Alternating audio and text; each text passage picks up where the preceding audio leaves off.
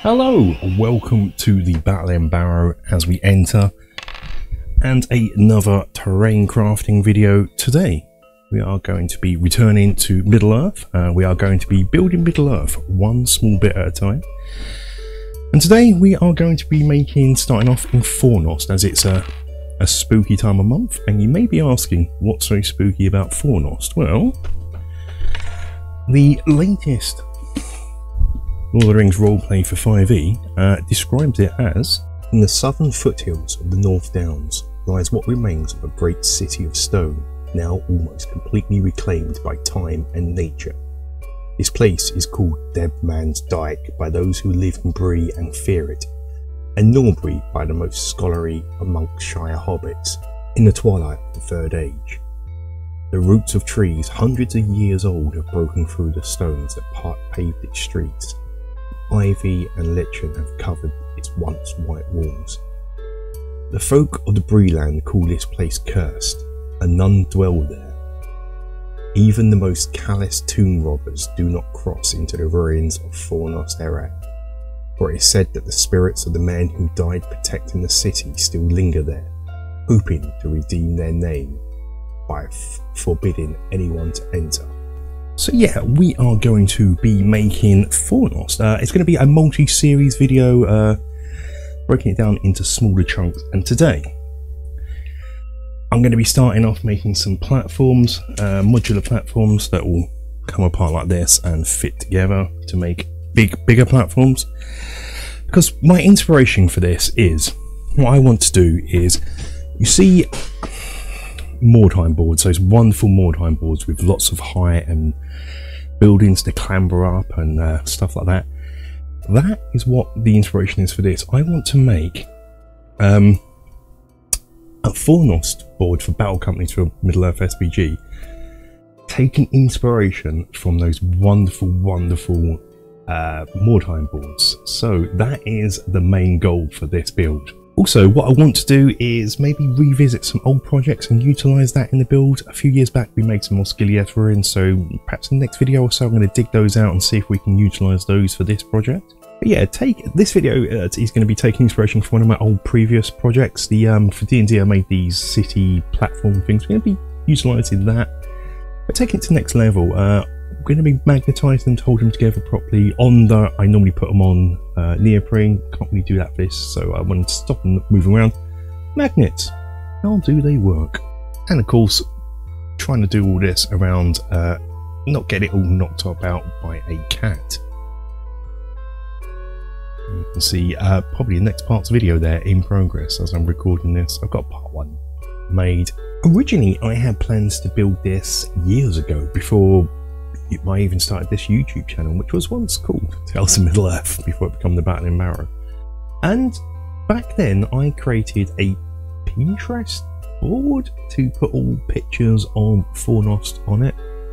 I didn't even know what a Pinterest was back then. I still don't now. But what I didn't realise is I kind of made it public. So remembering that, because I wanted to base this, be inspired by this from the video game The War of the North. So I just saved a load of War of the North pictures to this Pinterest. And so remembering that, I was looking through pictures of War of the North, Fornost, and I came across my own Pinterest board, which reminded me that I created it. And then what I noticed was, where I sort of made it public, other people had added to it, and so now I've got this wonderful gallery of Fornost inspiration. I'll leave a link to it in the comments down below. But yeah, so we're going to use that, use War of the North, use previous projects I've created, use wonderful Mordheim boards that are out there as inspiration. So yeah, let's stop this waffling and get on with the crafting. So I don't want to cover too much old ground with this. As I said, this is inspired by another project on the channel, so if you want mega details, go and watch that. The basic principle is the same. I'm just using some white bubbly bobbly foam here. If you do have XPS, like thick XPS foam, use that. but this is just some packaging stuff that I've had left around, so I'm just chopping that down into 4-inch sections. These are about an inch thick, which is great because I can utilise this to make the blocks out of. If not, you're going to have to put a horizontal lining for the block pattern, so we're just going to cut enough of these out as well to make them about 2 1/4 inches high. So that's what I'm just doing here. Next up, I'm going to take a bit of foam board without the paper on. This is actually floor insulation in the UK. You can get from a B&Q store. It goes under your laminated floor. I had loads of this left over from a renovation earlier on in the year, so I'm utilising this. But this is just cut to a 4-inch by 4-inch square that I'm going to texture, add in a grid pattern, an inch by inch grid pattern to act as flagstones. I'm just utilising this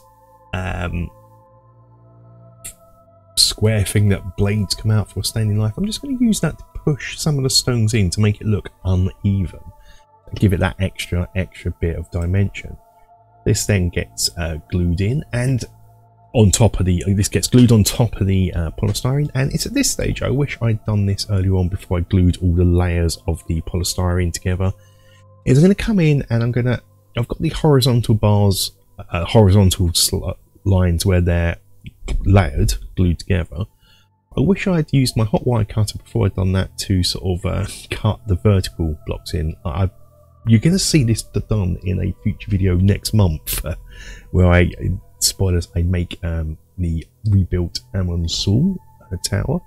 So you'll see that next month done properly, but I wish I'd done it here because now I'm having to manually cut it out with a knife, and it was long and messy. Next, I'm going to make I want some arches on the outside like you see on the War of the North video game. So I'm going to, out of some corrugated card, just make a template of sort of 2 arches. So it's going to be 4 inches wide.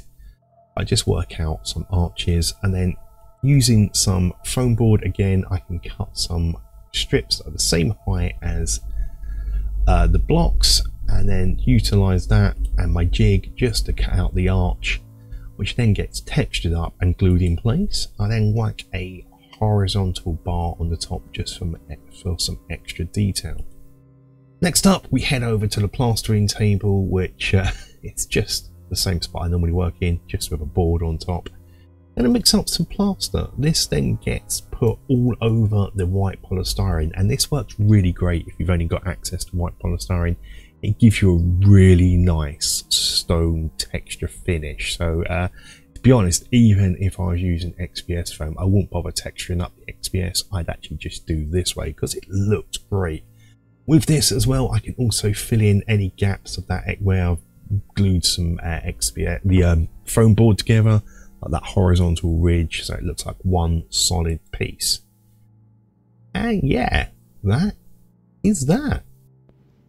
Okay, here's all of the blocks plastered, drying off. Once that's dry, we can get on with the painting.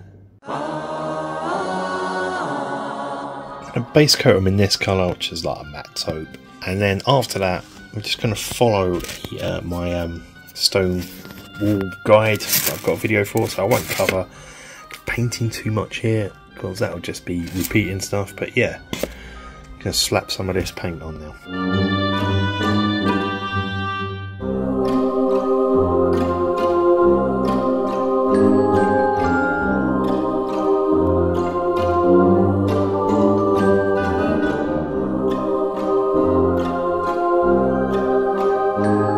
So got a pot of water with a little drop of dish aid. Normally I'd put some desert yellow in. I found Salt Baler brown I want to get rid of, really similar to you colour, so I'm just going to use that to make the wash.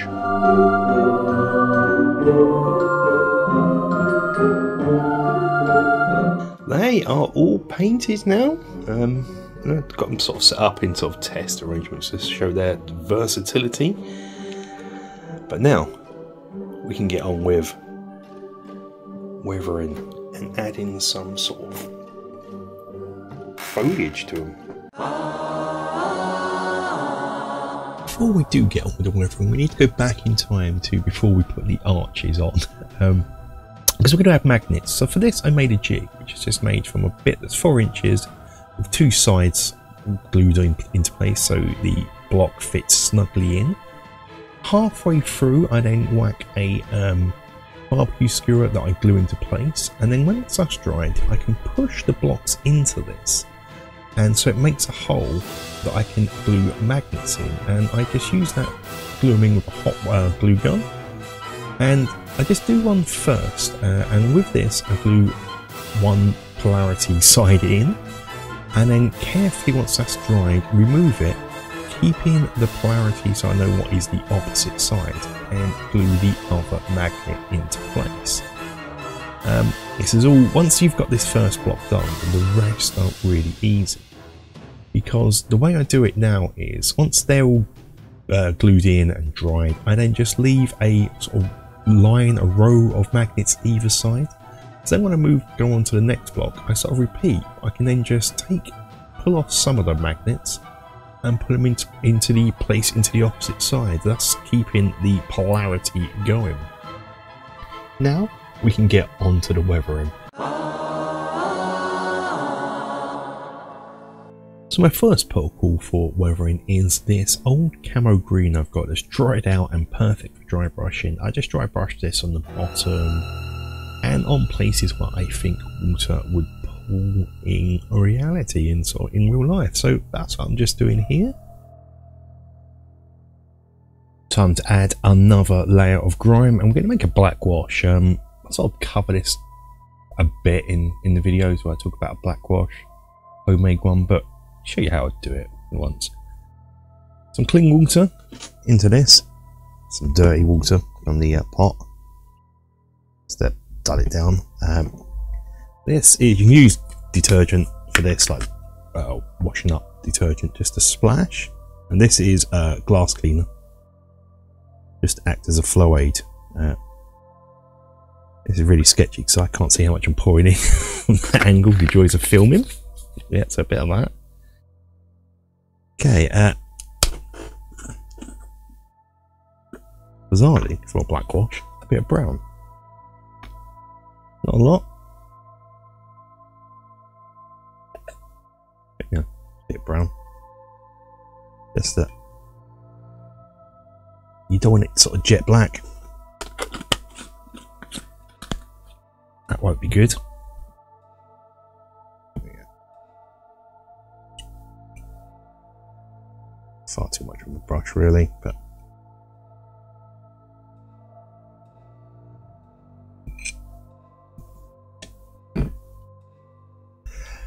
Finally, the black, you can add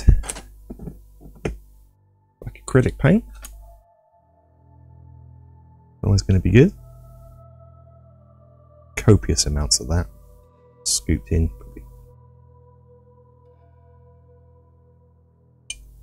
Okay, it's coming nicely. And that way.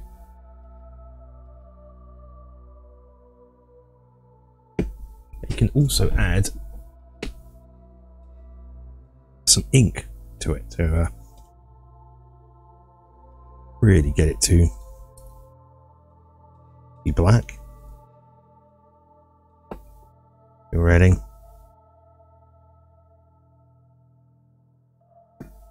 Turn that up and it'll just be off black. And now you sort of test how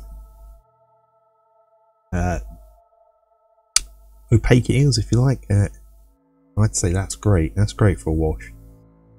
You can always water it down a bit more if you want it watered down a bit more. Like that. That should be okay. You can notice it's just slightly off black. It's like a brown black. If you obviously need more water, just add a few drops in as you need it. So now we can apply this wash. That might be a bit too much, so I'm going to water the wash down. A bit too deep. Hopefully you can see what I'm doing here, just in the crevices, and now that might be watered down too much. Just trial and error really. Just want to get into those deepest places around. It is here. And just run, come under here, and then some of the more watered down stuff. Let's bring some streaks of grime into a. It's really subtle. Just to act as a bit more weathering. Even come into the places on here where we've indented it in, and I think that's enough painting grime layers now. It's looking quite good. But we're going to add some flock now into the flocking stage. By flock I mean I've made this mud and dead leaf texture, sort of flock type thing, and I'm going to just paint in patches, especially around a bit there. Nothing too deep because ruins are going to have to stand on there, but definitely around these edges. Come in this stuff. Good patch here and there. So.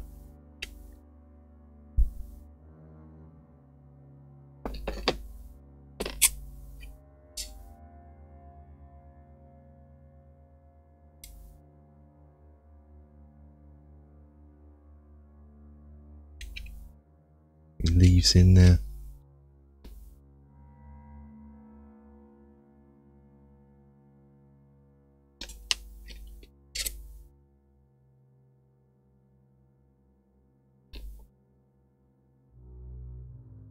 And going for more of my edge of less is more. Just a really sell that this is old.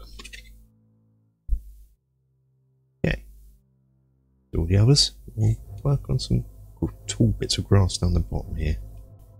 And at this stage, our building blocks look like this. Nice, but we can push this weathering and even further out with some foliage. I've got this old dead grass, stacked grass mat, so I'm just going to cut strips off, just thin strips of this. And turn it into, I guess, tufts. If you've already got tufts, use that. And what we're going to do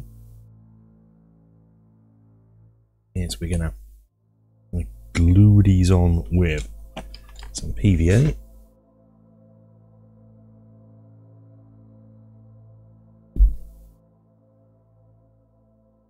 Okay, I'm just going to look where I want to put them. So maybe what, here? In this corner, and maybe even some here.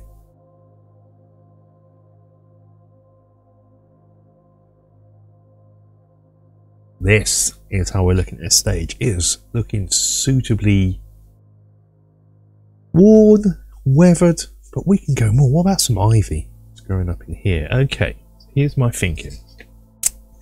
2 years ago, and I'm not even, I think it's a written article rather than a YouTube, before even YouTube, which I've archived my website. I'm working on a new website. That's an aside. Anyway, I did an Old Man Willow build, and for that I bought these willow, model railway willow trees, but I sort of use these for the branches.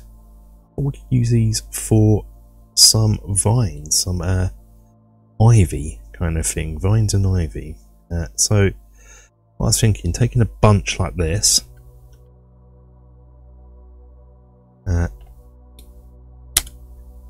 cutting them, twisting to keep them together. This little one here come off. These coming up here. So yeah, we got something like that. Yeah. All right. May not be perfect, but come in with some PVA.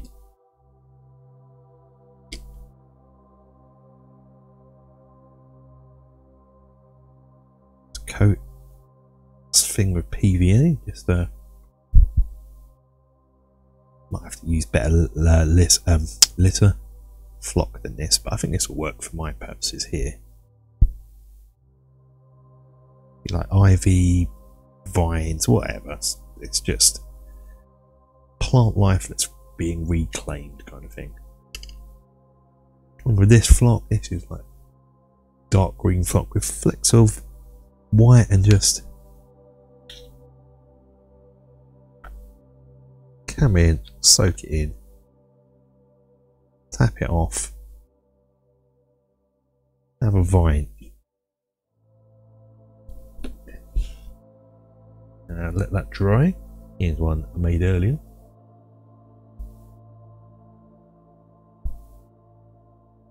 And that's what it's going to look like. I'm actually quite pleased with that. I'm going to make a load of these. I don't think every one of these will need it. Just one or two, just to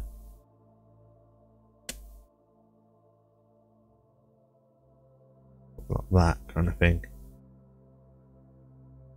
Really, plus it's getting a bit browny, a bit contrast of colour. I actually really like that. Okay, let's add some ivy leaves to these sort of vines. For this, I'm using this leafless. That is, but it's brown. I want it to be green, so I'm going to try two methods for this. Use some green paint. That'll just add a bit of black to mix it up and see how that goes. But I'm a bit worried about this drying clumpy, so I might try another method where I get some green ink. Unfortunately, my green ink is all gone. I thought I'd try this green shade. Similar, right? It's all similar. So I'm going to just pour that in and mix it all up and allow these to dry overnight. Let's see the result. So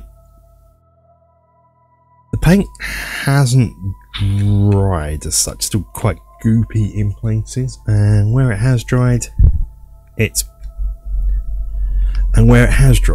all bunched up. Well, that's no good, really. I might be able to salvage some of these. I'll put some here to salvage.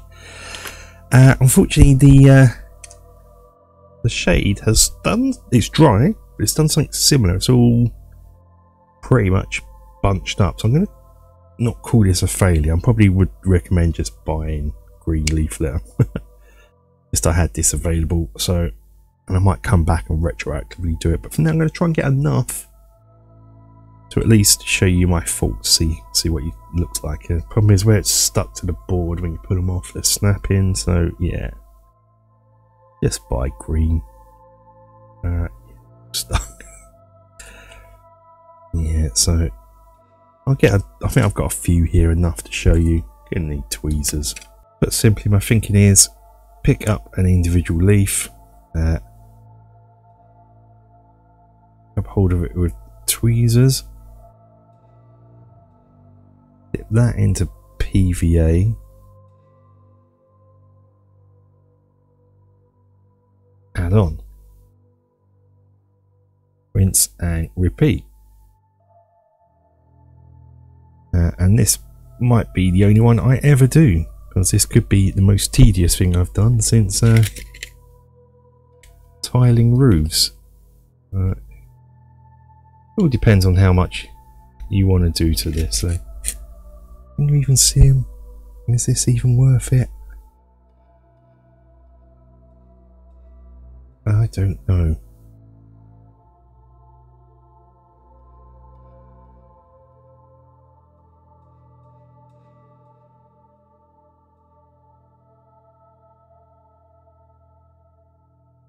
I think this is going to be the only one I'm going to do this on my project.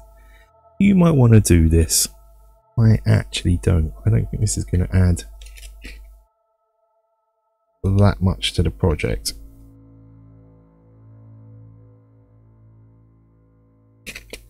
As a software engineer, I'm used to making decisions whether doing something in one method is worth it for the outcome that you're going to get it for the time. So, and I honestly don't think the time this takes is going to be worth it, but hell, I shall persevere for the purposes of this video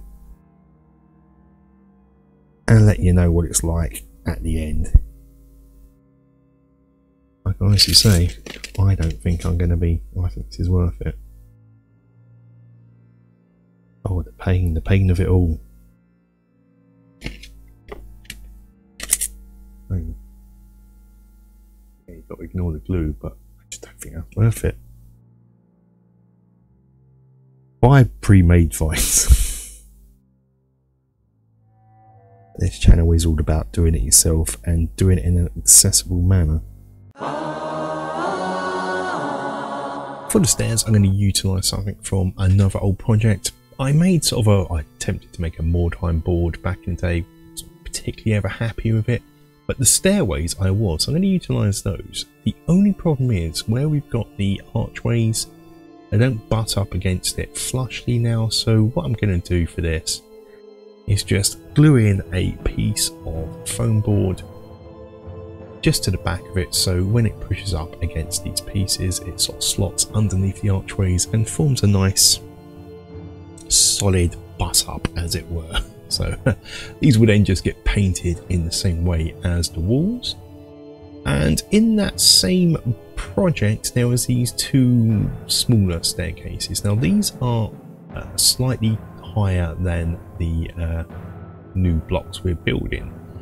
I can't really cut them down because they're made from plaster and that'll be just too finicky. So my solution for this is just to make a couple of steps that will fit onto the other side. I won't glue these in place, so just put into place on the board, just to allow models just to kind of come along and step down. And yeah, likewise these will get painted in the same way and weathering added to them. The final thing I want to do for this part of the video is just make some walkways. Now these are just made for some wooden dowels, just cut size. These are about 6 inches. The ends are snapped off to make them look roughly made. Because this, what I want for this is just going to be something that someone's constructed to get across platforms. Whack some coffee stirrer sticks, cut again, snap to size to make them look rough and ready. Glue those in place and come in with a pokey device and put some sort of holes in where some nails have been sort of hammered in to hold this all together. And then I'm going to come in with some watered down dark wood speed paint just to stain it, really, just to give it some staining. And what I don't show here but what I'll do later on is weather it with some sort of bleached bone carrick stone sort of paint later on. Yeah, and that's it. So I'm not going to do a reveal just yet because this is very much work in progress. This is just the first part that I've made. My cat, you probably want to look more at this.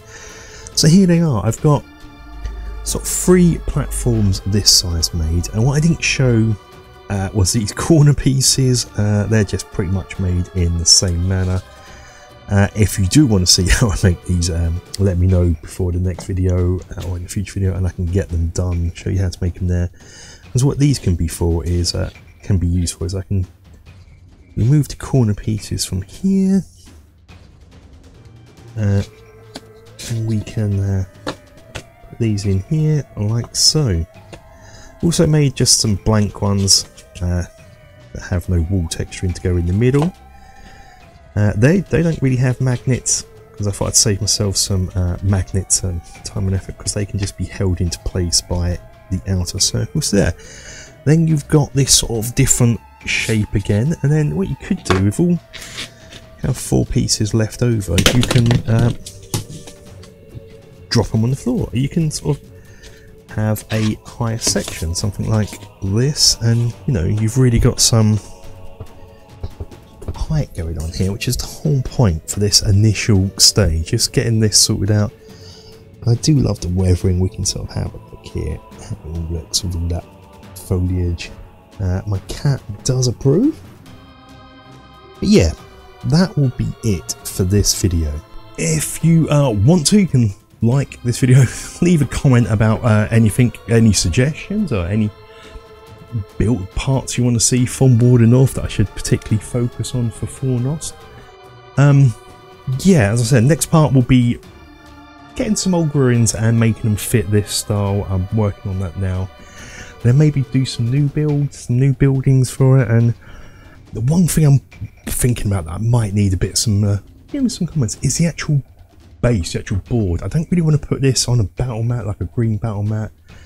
I do want to build something, maybe some tiles, some 1 inch by 1 inch, 1 foot by 1 foot tiles, But that is for future Kev to worry about. For now, let's wrap this up. Yeah, till the next video guys, stay safe, take care, bye bye bye bye.